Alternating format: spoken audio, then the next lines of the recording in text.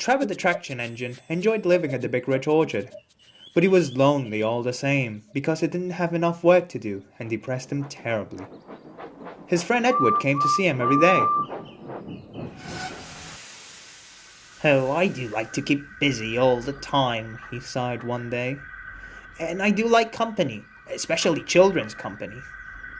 "Cheer up," smiled Edward. "The Fat Controller has a job for you at his new harbor. I'm to take you to the junction to meet my friend Thomas today." "Oh," explained Trevor happily. "the harbor? The seaside?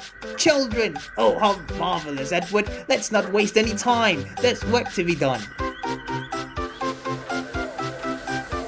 Trevor could hardly contain his excitement as he was put on top of the flatbed.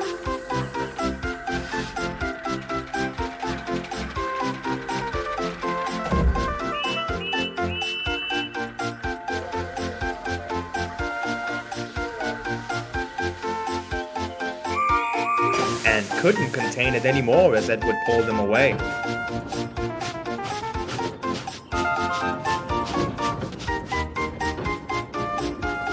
Thomas arrived at the junction with a trainload of metal pilings.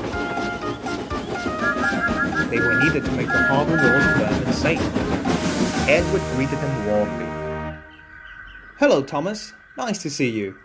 This is Trevor, a friend of mine. He's a traction engine."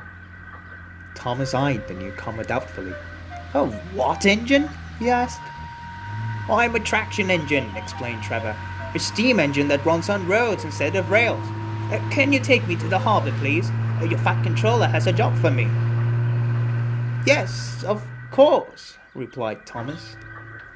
Still puzzled, Thomas shunted Trevor to his train, and the workmen soon coupled him up. "A tractor engine? "What's a tracker engine?" muttered Thomas, confused, as they set off. "Useful engines run on rails," Thomas grumbled to himself. It was lucky Trevor didn't hear him. Trevor was having a wonderful ride. "Oh, I'm glad the Fat Controller needs me," he said happily. "I don't have enough work to do sometimes, you know.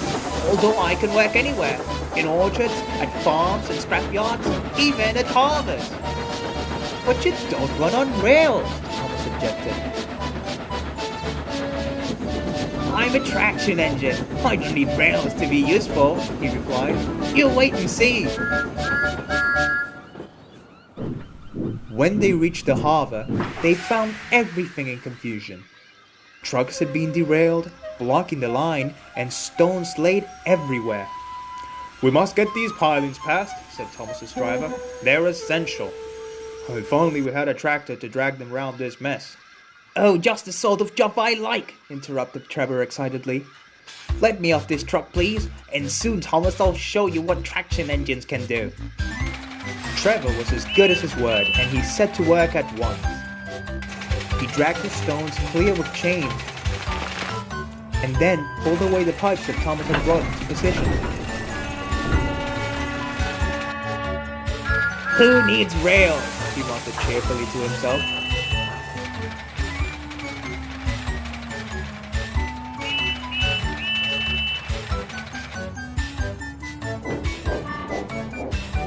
Later, Thomas brought Annie and Clarabelle to visit him.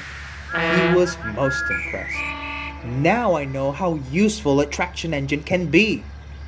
The coaches were full of children. Trevor gave them rides along the harbor. He liked this most of all.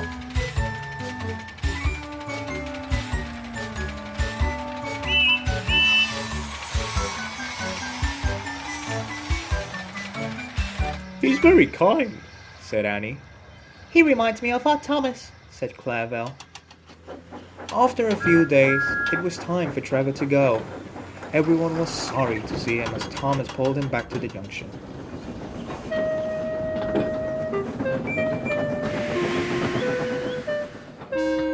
A small tear came into Trevor's eye. Thomas pretended not to see. He whistled gaily to make Trevor happy. "I'll come and see you if I can," he promised. The vicar will look after you, and there's now plenty of work for you at the orchard. But we may need you again at the harvest someday." "Oh, that would be wonderful," said Trevor. That evening, Trevor stood remembering his new friend Thomas, the harbor, the seaside, and most of all, the children. Then he went happily to sleep at the shed at the bottom of the orchard.